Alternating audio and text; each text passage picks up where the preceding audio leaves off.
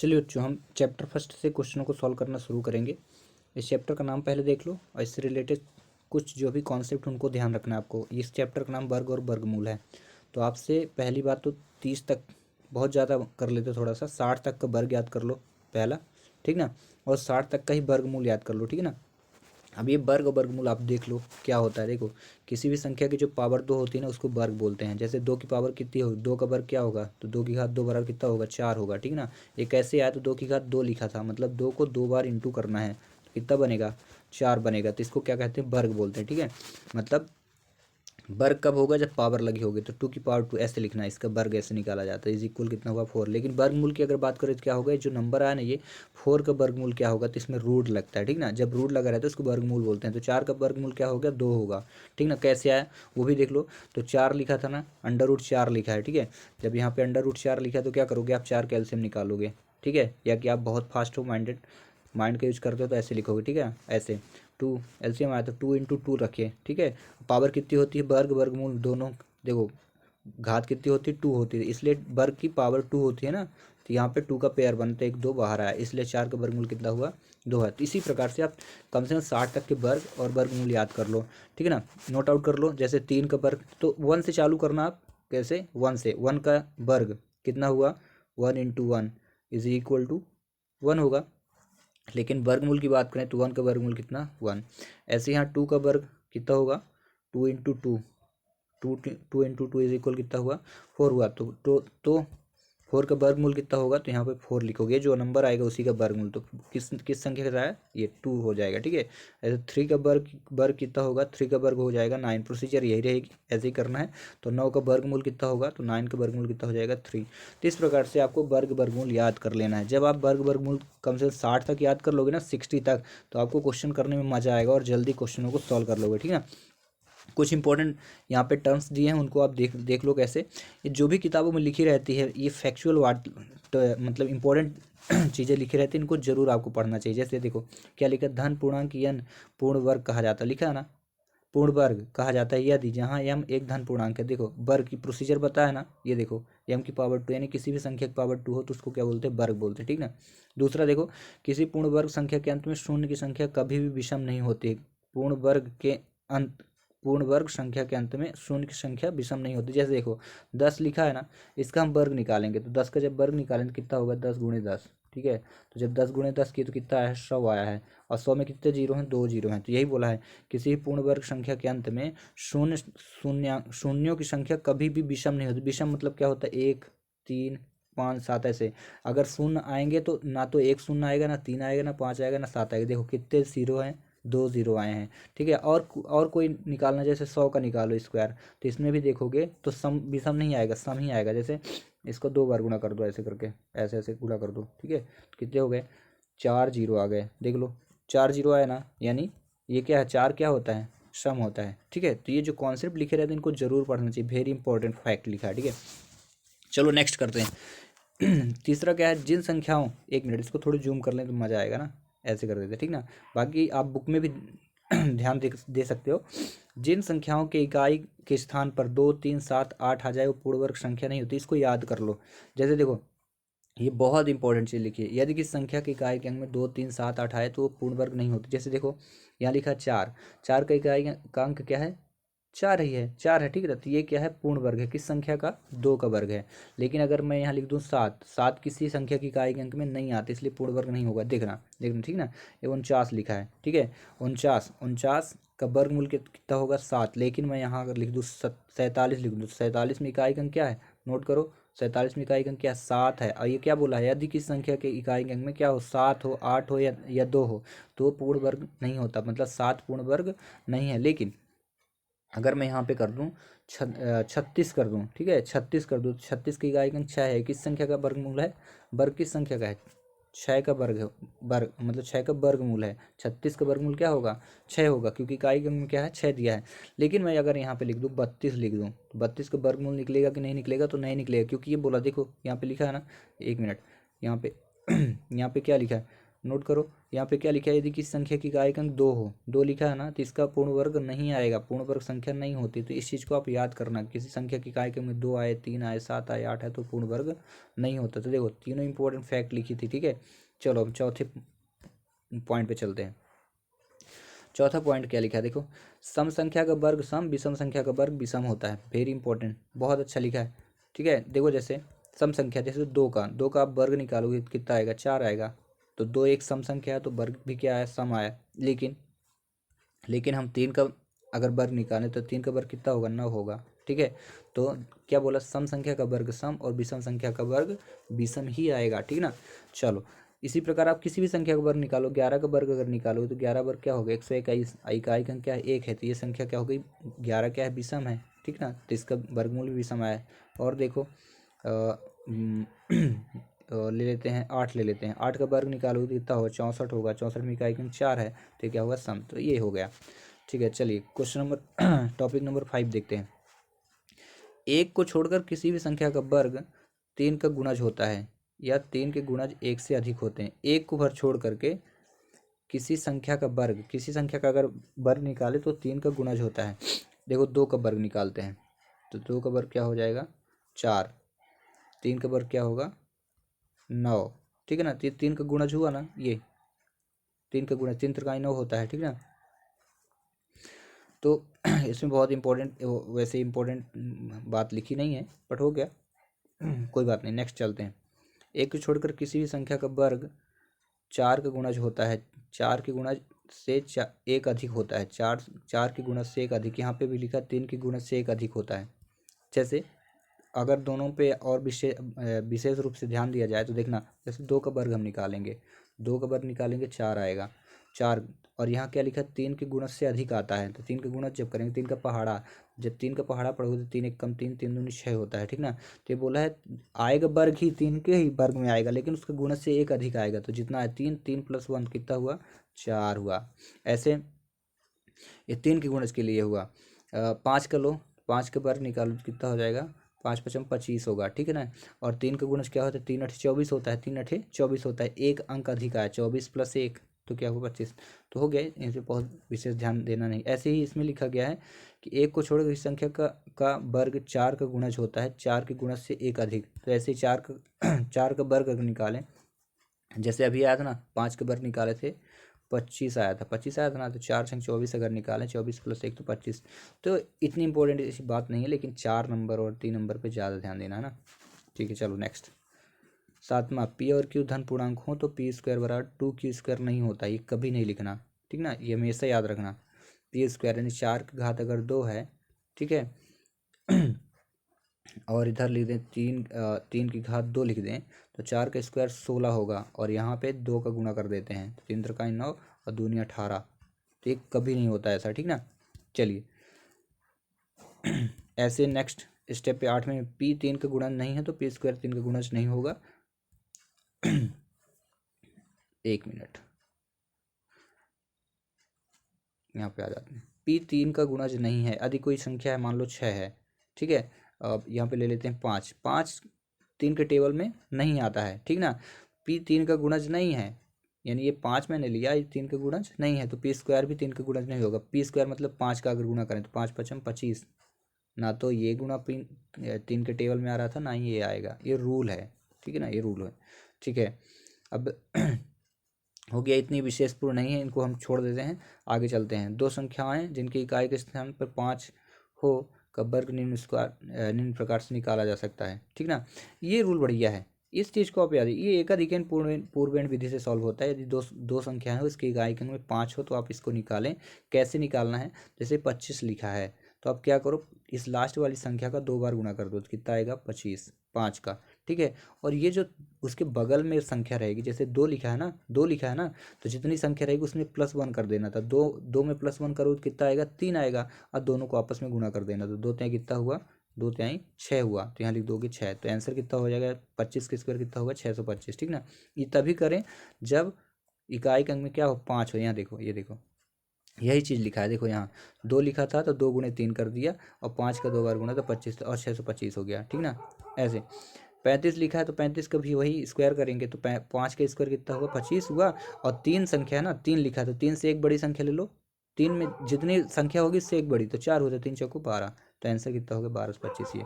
तो आप ऐसे ही काफ़ी सारी संख्याओं को निकाल सकते हैं। देखिए मैं कुछ दे देता हूँ, आप निकाल लेना, निकाल के कमेंट्स करना। 25 75 के स्क्वायर, 65 के स्क्वायर, और मान लो कि 35 की स्क्वायर ले लो। 35 के तो ऑलरेडी दिया था, 35 का ना लो, 45 का लो, 45 के स्क्वायर ले लो। इकाई के अंक 5 होना चाहिए ना, इकाई के अंक 5 याद रखना। 45 के स्क्वायर ले लो और 15 के स्क्वायर ले लो, और इसी प्रोसीजर से करना है ना। इन संख्याओं को आप स्क्वायर निकाल के कमेंट्स बॉक्स पे इसका कमेंट्स करिए, ठीक है। चलिए नेक्स्ट भी देखते हैं। 11वां रूल क्या बोलता है कि एम एन पी सभी धन पूर्णांक हों तो पी स्क्वायर बराबर M square plus N square. M N Pythagoras त्रिक कहलाता है, ध्यान रखो। 2m M square -1 M square +1 हमेशा पाइथागोरस त्रिक है। यह n विषम संख्या है, यदि n विषम संख्या है तो n विषम संख्या के लिए पाइथागोरस त्रिक का फार्मूला होगा ही होगा, ठीक ना। तो ये पाइथागोरस त्रिक के लिए फार्मूला है, तो आपको निकालने के लिए बताया जाएगा। आगे के कॉन्सेप्ट में काम करेगा क्वेश्चनों को सॉल्व करने पे, तो इनको याद रखिएगा। ये ऐसे 6 चैप्टर में भी है, आप देखोगे तो एनसीईआरटी के, ठीक है। एक से अगला क्वेश्चन यहाँ पे देखो, एक से बनी संख्याओं के वर्ग ज्ञात करें। अगर किसी संख्या की इकाई के स्थान पे 1 लिखा हो तो उनकी संख्याओं का वर्ग कैसे निकालेंगे। तो देखो 11 लिखा है ना, इन संख्याओं को गिनो हैं कितनी, 1 और ये 2, इतनी ही है ना। तो आप पहले लिखो 1, फिर लिख दो 2, और इसके बाद रिटर्न में उल्टा लिख देना। देखो 1 लिखे, 2 लिखे, अब फिर 1 लिख दिए, मतलब यही संख्या रिटर्न ये वाली। जितने एक रहेंगे, एक एक का स्क्वायर निकालना तब। जैसे 3 ठो एक हो गए तो कितने हो गए 3 ठो, तो लिखो 1 2 3, और 3 से फिर उल्टा आ जाओ, यहाँ से चालू हो जाओ, यहाँ से 2 और 1, ये देखो आंसर आ गया, ठीक है। तो इस प्रकार से आप किसी भी संख्या का वर्ग निकाल सकते हैं जिसमें इकाई के अंक में 1 हो। आप 4 ठो एक ले लो तो गिनो 1 2 3 4, इसके बाद 3 4 को छोड़ देना, इसके बाद पीछे आ जाओ 4 3 2 1, ठीक है। तो चलो एक क्वेश्चन देता हूँ, आप उसको कर लेना, करके कमेंट्स बॉक्स में उसका आंसर देना। दे दिया 1 1 1 1 1, 5 तो दे दिया, ठीक ना। 5 का स्क्वायर निकाल डालना, इकाई के अंक में 1 ही है, ठीक है। चलिए तो ये हुए कुछ कॉन्सेप्ट। रूल नंबर 12 हुआ कंप्लीट, हम 13 पे चलते हैं। ये सभी रूल क्या है ना, क्वेश्चनों को सॉल्व करने हेल्प करेंगे आपके, क्योंकि रूल को पहले पढ़ना है। रूल नंबर 13, यदि यम एक धन पूर्णांक हो तो -m एक ऋण पूर्णांक हुआ, ठीक ना। यम एक धन पूर्णांक है तो -m एक ऋण पूर्णांक होगा, तो -m का जब स्क्वायर निकालेंगे तो प्लस में आएगा, हमेशा याद रखना। देखो ना ये क्या कहता है, अगर -2 लिखा है, इसका 2 बार गुणा करोगे तो 2 दूनी कितना होगा 4 होगा, माइनस हटा देना, ये रूल कहता है, प्लस में आएगा, ठीक ना। -3 लिखा है, इसका स्क्वायर फटाक से निकालना तो क्या लिखोगे, 3 3 9 लिखोगे, ठीक ना। ऐसा क्यों हो रहा था वो भी देख लो। जैसे -3 लिखा है, ठीक है, स्क्वायर करना तो -3 को 2 बार गुणा करना, ऐसे ऐसे, और -3 ऐसे ऐसे गुणा करना, ठीक ना। तो देखो 3 3 9, और माइनस माइनस क्या हुआ प्लस, +9। क्वेश्चन ये हो solve. Question number rule number 14 पे देखो, m/n एक परिमेय संख्या हो तो, अगर ऐसी कंडीशन हो तो देखो जैसे 1/2 लिखा है, ठीक है, और ये परिमेय में है, इसके स्क्वायर निकालना है, तो क्या बोला है, दोनों को अलग अलग स्क्वायर करके रख दो, आंसर आ जाएगा। मतलब 1 का स्क्वायर कितना हुआ 1, और 2 का स्क्वायर देखो 1 का स्क्वायर, कहने का मतलब एक या क्या कह रहा कि दोनों को अलग अलग स्क्वायर, 1 लिखा तो 1 का स्क्वायर लिख दो, बटे 2 लिखा तो 2 का स्क्वायर लिख दो। अब 1 का स्क्वायर कितना होता है वर्ग, 1 को 2 बार गुना 1, और 2 का स्क्वायर कितना हो जाएगा 2 दूनी 4, तो 1/4, ठीक ना। ये रूल ये कह रहा है, ठीक है ना। जैसे 3/2 लिखा है, और 3/2 का स्क्वायर निकालना है, तो क्या करोगे, 3 को अलग स्क्वायर और 2 को अलग स्क्वायर, तो 3 3 9 और 2 दूनी 4, ठीक है। ऐसे अगर माइनस में दिया हो तब भी उसी प्रकार लिखना है, ये बोल रहा। तो माइनस में मान लो कि -1/2 लिखा है, और इसका बोल दिया वर्ग निकालो, तब भी वही 1 का स्क्वायर, अब बटे क्या लिखोगे 2 का स्क्वायर, तो कितना हो जाएगा 1/4, और ये हो जाएगा क्वेश्चन सॉल्व। तो ये कॉन्सेप्ट हैं, वेरी इंपॉर्टेंट है, जो मैं ट्रिक बताते जा रहा हूँ इनको नोट करना, ध्यान देना, बार बार वीडियो देखना, नोट कर लेना, तो काफ़ी ज़्यादा आपको याद आएगा, ठीक ना। तो क्वेश्चनों को सॉल्व करने में मजा आएगा आपको। किसी संख्या n का वर्गमूल x है यदि, तो n बराबर x इंटू एक्स लिखें, अर्थात दी गई संख्या n वर्गमूल वह धन पूर्णांक होता है जिसे स्वयं से गुणा किया जाए तो गुणनफल n प्राप्त होता है। इसका तात्पर्य हो कि ए बी का वर्गमूल है तो बी ए का वर्गमूल होगा, अगर ए बी का वर्गमूल हो तो बी ए का वर्गमूल होगा, ऐसा कॉन्सेप्ट कहता है। तो यहाँ पे कुछ दिया गया, यहाँ पे देखो आप पहले ये एग्जाम्पल दिए हैं, ठीक ना। यहाँ ये देखो 9 का वर्गमूल तो 3 लिखोगे, क्योंकि 3 इंटू 3 इज इक्वल 9 होता है। 16 4, क्योंकि 4 इंटू 4 इज 16 होता है।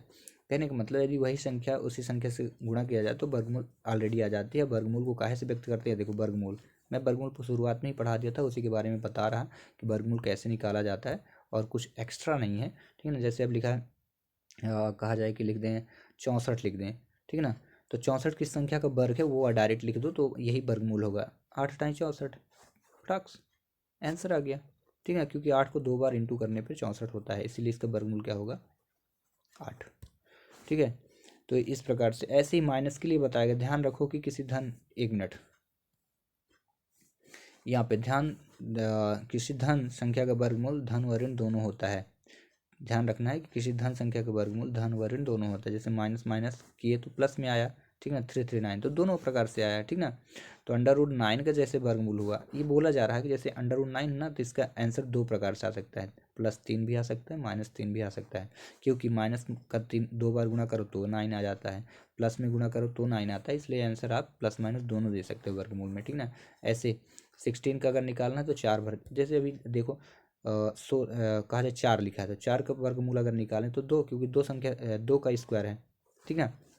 तो इसको आप प्लस माइनस भी बता सकते हो, कोई दिक्कत नहीं। क्यों बता सकते हो, क्योंकि देखो -2 गुणे -2, कहा जाए 1 मिनट यहाँ पे -2 का स्क्वायर निकालें या 2 का स्क्वायर निकालें, तो -2 का स्क्वायर भी कितना होगा 4 होगा, और 2 का स्क्वायर भी 4 होगा, तो सेम ही है, इसलिए 4 दोनों में आ जाता है, माइनस में भी प्लस में भी, इसलिए कॉन्सेप्ट ये कहा जा रहा है कि अब कोई दिक्कत है नहीं। फिलहाल किसी संख्या का वर्गमूल पूछा जाए तो धन मान का ही उत्तर बताएं, ठीक ना, ऋण कभी नहीं बताना चाहिए, वर्गमूल हमेशा धन में ही बताएं, ये कॉन्सेप्ट है। चलिए रूल नंबर 16 देखते हैं। रूल पढ़ने के बाद ही हम क्वेश्चन को सॉल्व करेंगे। किसी सम पूर्ण वर्ग संख्या का वर्गमूल सम होता है, याद रखें, क्योंकि 2 का वर्ग करोगे तो 4 ही आएगा, ठीक है। किसी विषम संख्या का वर्गमूल विषम होगा, ठीक है, क्योंकि 2 वर्ग सम है, वहीं 3 क्या है विषम, तो 3 का वर्गमूल 9 आएगा, ठीक ना। किसी भी संख्या का वर्गमूल 7 का 49 होता है, 49 विषम है, ठीक है, इस प्रकार से। अगला 18, किसी दी हुई संख्या को पहले n विषम धन पूर्णांक के योग के रूप में लिखा जाए तो वह संख्या n का वर्ग होती है। दूसरे शब्दों में n उस दी गई संख्या का वर्गमूल होता है, ठीक ना। 19, किसी पूर्ण वर्ग संख्या का वर्गमूल ज्ञात करने के लिए हम संख्या के उत्तरोत्तर यानी फ्रंट में 1 3 5 7 9 घटाते हैं। जितनी बार घटाने की क्रिया करने पर शून्य मिले वही संख्या दी हुई संख्या का वर्गमूल होती है। यदि 25 का वर्गमूल ज्ञात करना हो तो ये कहा एक लंबी प्रोसीजर है। अगर आपको 25 का वर्गमूल ज्ञात करना हो तो इसमें आप क्या करो, क्रम से विषम संख्या घटाते जाओ, आंसर आ जाएगा कुछ देर में कि किस संख्या का वर्गमूल है। तो हम 25 ना लेकर के हम 4 ले लेते हैं। क्या ले लेते हैं, 4 लेते हैं, छोटा सा स्टेप लेते हैं। 4 में पहले आप घटाओगे 1, कितना आया 3 आया। फिर 3 में क्या घटाओगे, ये जो नंबर है अगले विषम 3 आया, कितना आया 0। कॉन्सेप्ट क्या बोलता है, वही संख्या दी हुई संख्या के वर्ग, यहाँ घटाते हैं जाते हैं, जितनी बार प्रक्रिया जब तक घटाना तब तक क्या ना आ जाए, शून्य ना आ जाए। जब शून्य आ जाए तो पता चल जाएगा। तो कितने बार में 0 आया है, देखो कितने बार में 0 आया है, एक बार घटाए फिर दोबारा घटाए तो कितने आया 0 आया है, तो 2 बार, इसलिए 4 का वर्गमूल क्या होगा 2 होगा। This is the procedure. ऐसे 9 का सॉल्व करना है आपको प्रोसीजर, ये वाली प्रोसीजर से। तो 9 का स्क्वायर कितना होता है, 9 की संख्या का स्क्वायर है, रुक जाओ ना, 9 का वर्गमूल निकालना है, ठीक ना, इस प्रक्रिया से। 1 मिनट, √9 तो निकालना है। तो तो क्या करेंगे हम, 9 - 1 करेंगे तो कितना आएगा 8 आएगा। ये घटाते जाना है ना, एक अब 3 घटाना, अब 8 आया तो 8 - 3 कर दो, कितना आया 8 - 3 तो 5 आया। फिर 5 है तो 5 - 5 तो कितना आया 0, 0 आ गया। तो कितने बार में आया 1 2 3, तो 9 की संख्या का वर्गमूल हुआ 3 का। तो इस प्रकार से आप चाहें तो बिना कहा जाए कि मल्टीप्लिकेशन के भी आप ऐसे घटा करके, विषम संख्या आप घटा करके भी आप वर्गमूल फाइंड कर सकते हैं। ये प्रोसीजर आपके 6 चैप्टर में है, 6.2 या 3 में देखिएगा, उसमें 169 का वर्गमूल इसी प्रक्रिया से पूछा, घटाने की प्रक्रिया से 144 का पूछा है। मैं आपको दे देता हूँ, आप कर लेना, 16 का निकाल लेना, और कहा जाए 64 का निकाल लेना, 225 का निकाल लेना। इनको इसी प्रोसीजर से याद क्या रखना, विषम संख्या घटा देना, 1 3 5 7 9 11 13 15 इनफाइनाइट जो भी नंबर होते हैं, ठीक ना। चलिए रूल नंबर 20 पे चलते हैं। ये प्रोसीजर आपको दी गई थी, यहाँ पे आप देखोगे तो ये देखिए, ये सारी प्रोसीजर दी वही घटा करके।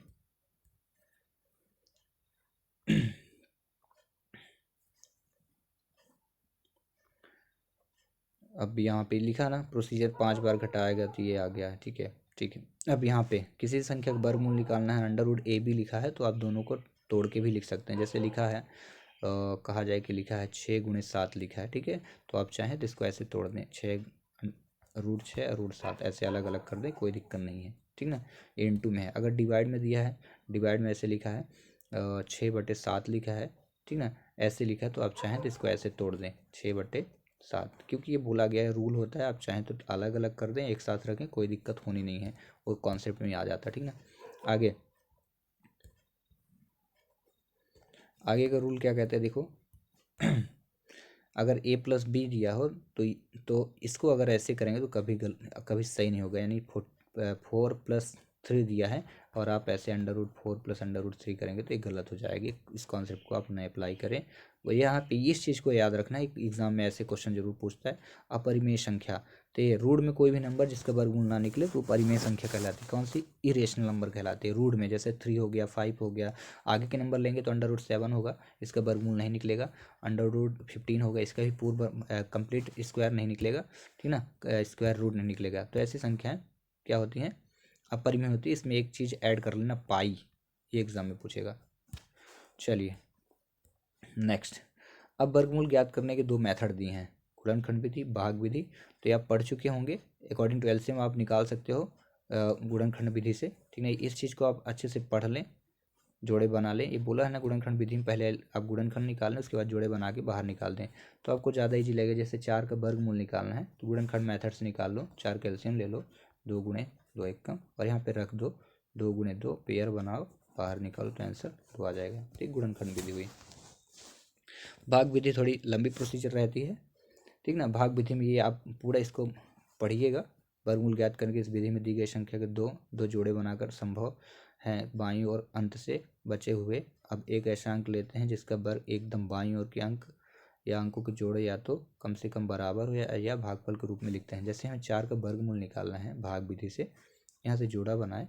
अब आपको मन में लेना है कि 4 वर्ग पढ़ना है कि 4 से ज़्यादा न हो तो 2 का वर्ग पढ़ लिए, 2 दूनी 4, और यहाँ पे रख देंगे, ऐसे लाइन खींच करके सॉल्व हो जाएगा। चलिए इसकी हम फिर विस्तृत वीडियो आपको बना के भेज देंगे, ठीक ना। अभी यहाँ पे हम इस चीज़ को समझाने वाले नहीं हैं, बट यहाँ पे एग्जांपल एक दिया है तो आप उसको देख लो, ऑब्जर्व कर लो। ये इसका वर्गमूल था, पीछे से जोड़े बनाने हैं 2 के, और फिर इसको सॉल्व करना, ठीक ना। इसको आप देख लेना, नहीं अगर समझना होगा तो बताना, मैं इसके बारे में बताऊँगा। सो ये रूल जितने भी थे मैं आपको बता दिया। इसमें 23वां रूल देखिए, निम्न सूत्र की मदद से परीक्षण के प्रश्न क्रम को हल किए जा सकते हैं। a+b का होल स्क्वायर, a-b का होल स्क्वायर, a² - b², इनको सॉल्व कर लें, याद कर लेना। इनका यूज होगा पहली सत्संग दूसरी तीसरी का, ठीक है ना। और नेक्स्ट 24 पे दिया है कि किसी संख्या का वर्गमूल अगर भिन्न में दी है, यानी मिक्स फ्रैक्शन में दी है, तो उनको पहले सिंपल फ्रैक्शन में कन्वर्ट कर लो, उसके बाद वर्गमूल कर दो, 2 का डिवाइड करके ना दशमलव में निकाल लें, ठीक है। इस प्रकार से ये जितने भी रूल थे हुए कंप्लीट। अब रूल कंप्लीट हुए तो हम नेक्स्ट क्लास में हम आपको क्वेश्चन सॉल्व करना बताएंगे, ठीक है। Till thanks for watching.